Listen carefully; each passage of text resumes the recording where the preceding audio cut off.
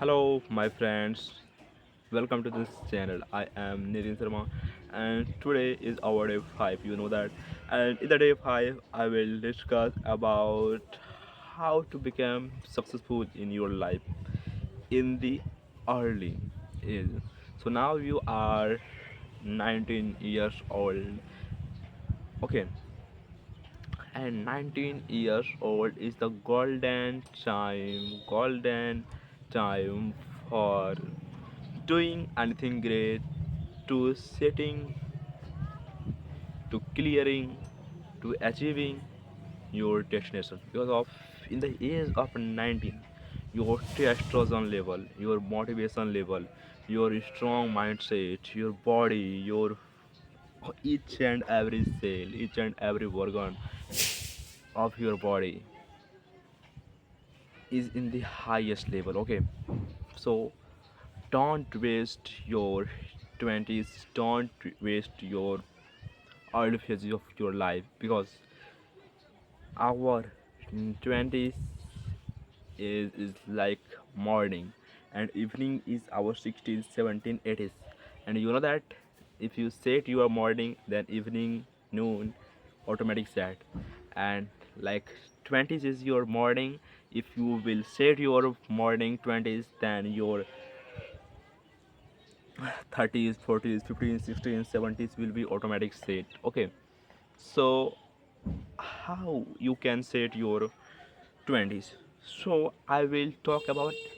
Okay, then first of all, your main focus will be clearing any, मतलब, now you are, first of all, you are lower middle class, you are middle class, you have, मतलब खुद को पहले पहचानो कि तेरे पास क्या करने योग्य है, क्या तुम्हारे पास बिजनेस करने के लिए मनी है, then you can go towards business. If you have no money to create business, then you can, first of all, आप सबसे पहले अगर 1 से 1.5 लाख आपके हाथ में नहीं आता है, देन आप लोग कुछ नहीं कर सकते हैं इस मार्केट में। जितना भी अपॉर्चुनिटी है आप अवेल करना चाहते हैं, then first of all you will have to gain 1 to 2 lakhs per month. Okay, so your key focus should be to clearing any government exam, because of government exam is an opportunity. In the government exam you will see that there there is, मतलब वहाँ पर क्या होता है कि वहाँ तो भीड़ बहुत ज़्यादा है, बट क्वालिटी वाला पर्सन बहुत ही कम है, क्वांटिटी बहुत ज़्यादा है। और आप लोग जिस कदर, मतलब मेहनत कर रहे हैं, आप लोगों का जिस कदर माइंडसेट है, आप लोगों के लिए बिल्कुल ही एक कहा जाता है ना कि खूबसूरत opportunity, and that is a beautiful opportunity for you. And लेकिन क्या होता है कि हम जब 1 से 1.5 लाख रुपये कमाना हमारा पर्पज़ होना चाहिए, बट लेकिन हम जब उस पर उतरते हैं, मान लो तुम किसी एग्ज़ाम को क्लियर करना चाहते हो, तुम एसएससी सीजीएल एग्ज़ाम को क्लियर करना चाहते हो। ओके, जब तुम उस पर उतरते हो तो क्या होता है एग्ज़ाम में कि कोई कोई अच्छा से सिलेबस नहीं समझाता है, कोई अच्छा से रिवीजन कैसे किया जाता है वैसे नहीं जानता है, कैसे मॉक टेस्ट देना चाहिए, कैसे गलतियों से सीखना चाहिए, उसको बहुत कोई नहीं जानता है। जिससे क्या होता है, जिससे एक चीज़ होता है कि वे लोग एक छोटे से एग्ज़ाम, लाइक हमारे इंडिया में एमटीएस, सीएचएसएल, सीपीओ जैसे एग्ज़ाम को निकालने के लिए ना बच्चे बिल्कुल कड़ी से कड़ी मेहनत करते हैं, लेकिन वो चूक कहाँ जाते हैं कि अपने गलतियों से नहीं सीखते हैं। और उसका जो बिजनेस माइंडेड उसका माइंड था कि मैं जॉब के बाद इसको करूँगा, वो अपना 20s बर्बाद करता है, अपना 30s बर्बाद करता है। उसके बाद उसको 40s में जाते जाते उसके पास कोई कैपिटल नहीं होता है बिजनेस स्टार्ट करने के लिए। आपने उसने जो 20s में सोचा था उसको पूरा करने 10 से 15 साल सिर्फ अपने इस पर बर्बाद कर देता है। लेकिन आपको वैसा नहीं करना है, आपको ऐसा समझना है कि मैं इंग्लिश पढ़ रहा हूँ, मैं इंग्लिश में मास्टर करूँगा, 45+ मैं एसएससी सीजीएल में स्कोर करूँगा, मैंने इंग्लिश कंप्लीट कर लिया है, मैं इंग्लिश को बच्चों को पढ़ाकर करोड़ों रुपया मनी जनरेट कर सकता हूँ। मैं मैथ, अर्थमेटिक, एडवांस और कैलकुलेशन मेरा बहुत ही स्ट्रॉन्ग है, मैं इसको पढ़ाकर बच्चों से करोड़ों रुपया जनरेट कर सकता हूँ। मेरा जीके जीएस बहुत ही स्ट्रॉन्ग है, मैं बच्चों को पढ़ा सकता हूँ, मेरा रीजनिंग बहुत ही स्ट्रॉन्ग है, मैं बच्चों को पढ़ा सकता हूँ। ठीक है ना? तो इस प्रकार का आपका माइंडसेट होना चाहिए। आपका माइंडसेट होगा कि ये मेरे को सिर्फ एग्ज़ाम निकालना है, वैसा नहीं, वैसे कोई नहीं निकाल सकता है। आपको खुद को एक माइंडसेट देना है कि I am a teacher of SSC CGL exam, और मैं जो प्रिपेयर कर रहा हूँ बच्चों को प्रिपेयर करा रहा हूँ, क्योंकि तुमने अपने इस फील्ड में 2 से 3 साल दे दिए हो, समझ रहे हो ना। और 2 से 3 साल देना, इसका मतलब you are the master of SSC CGL exam. Okay. And इससे क्या होगा कि अगर आप खुद को एसएससी सीजीएल का मास्टर समझोगे ना, तो कि एग्ज़ाम क्लियर करना आप लोगों के लिए दाएं हाथ बाएं क्या बोलता है इसको, क्या कहता है, बाएं हाथ का खेल हो जाएगा। ओके। सो आप लोग पहले एक एग्ज़ाम को निकालें, जितना एड़ी चोटी का जोड़ लगा दें, अपना पूरा पूरा पूरा पूरा डेडिकेशन जितना भी हो सके एक जगह पर लगाइए। आप ज़्यादा फिलोसॉफी मत झाड़िए कि ऐसा नहीं करना चाहिए, वैसा नहीं करना चाहिए।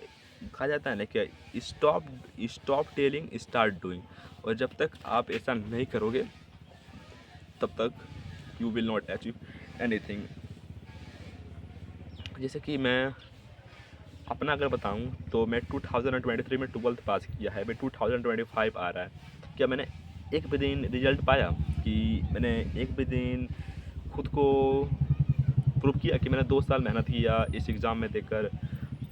नहीं, मैंने प्रूव नहीं किया है। मैंने 2 साल दे दिया है। और तब मैंने 2023 में इस एग्ज़ाम का प्रिपरेशन किया था, उस समय मेरा माइंडसेट इससे भी ज़्यादा ताकतवर था कि I will clear government exam. तो समझ सकते हो, बिकॉज मैंने एक भी एग्ज़ाम दिया ही नहीं है। और मैं आप लोगों को सबसे पहले इस बार CHSL और MTS एग्ज़ाम निकाल कर दिखाऊंगा, ठीक है। CHSL और MTS निकाल कर दिखाऊंगा कि कैसे फर्स्ट अटेम्प्ट में एग्ज़ाम निकाला जाता है। जो यहाँ पर लोग हवा बना के रखा हुआ है ना कि नहीं भाई साहब, हम बड़े सपने नहीं देख सकते हैं, हम बिजनेस क्रिएट नहीं कर सकते हैं, हम बिलियनियर नहीं बन सकते हैं, हम तो छोटे कस्बे में, छोटे गांव में, छोटे परिवार में पैदा हुए हैं, हमसे कुछ नहीं होगा। लेकिन ये सिर्फ कहने मात्र की बात है। अगर आप अपने माइंडसेट को ज़रा सा भी इधर से अपना माइंडसेट को शिफ्ट करते हैं तो आप देखेंगे कि आपके अंदर हर कुछ है। आप जब 1947 के टाइम पीरियड देखेंगे, उसमें 12% ही लिटरेसी रेट था इंडिया का। अभी देखो कितना बड़ा हुआ है। तो ये भी सिर्फ लिटरेसी का मतलब नहीं होता है कि तुम if you are educated then you will not be millionaire. If you are educated plus fix, if you are educated plus growth mindset then you will be what you want. Okay, because of you know that कि you know that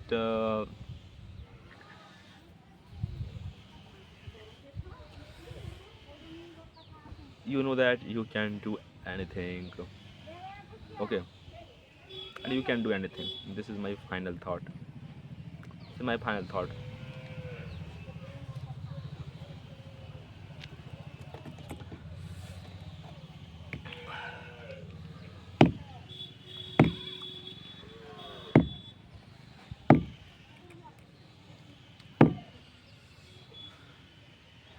मैं बोल रहा हूँ ना कि मैंने नवंबर 2023 में CGL का प्रिपरेशन स्टार्ट किया था। 2023 गया, 2024 गया, लेकिन मैं 2025 में कहीं ना कहीं आप लोग को सेटल होकर मैं अपने बिजनेस को बिल्कुल बहुत ही आगे बढ़ाऊंगा। जिस तरह मेरा अंकल भी बिजनेस करता है सीमेंट का, but this he is not know how to do business and how to grab money from people, and he does not use the modern technique to make business. I know the modern technique, I know the modern tool, I know everything about business. If I know anything, then I will learn about business, because business is my love. I will teach students. I will teach students. My English is मेरा English बहुत ही better है, and I am thinking that I can teach English. Okay, I can teach English.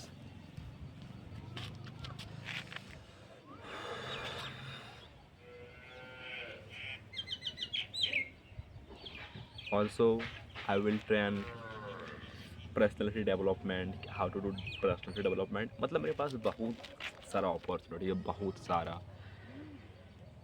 बहुत सारा opportunity है मेरे पास। मैं बच्चों को मेडिटेशन करवा सकता हूँ, एक पीटी टीचर बन सकता हूँ, वर्कआउट टीचर बन सकता हूँ, ठीक है ना? क्या कहा जाता है, हेयर, फेस, बॉडी कैसे कि मतलब I have a lot of opportunity.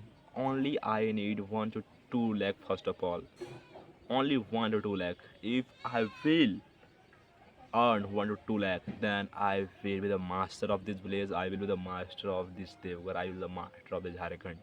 Only one time I will earn 1 to 10 lakh capital only, and this will be my target. That I will earn 1 to 2 lakh. Then I will create business. Hmm. Also, I will. This video creating will be जो मैं video बना रहा हूँ. This will be ये भी side by side चलता रहेगा, because this is my hobby. Video बनाना मेरा कोई सब्सक्राइबर गेन करना नहीं है, कोई मनी जनरेट नहीं करना है, बट सिर्फ ये है कि वीडियो बनाना मेरे को पसंद है। So I will make money. I I am making YouTube video. Okay, so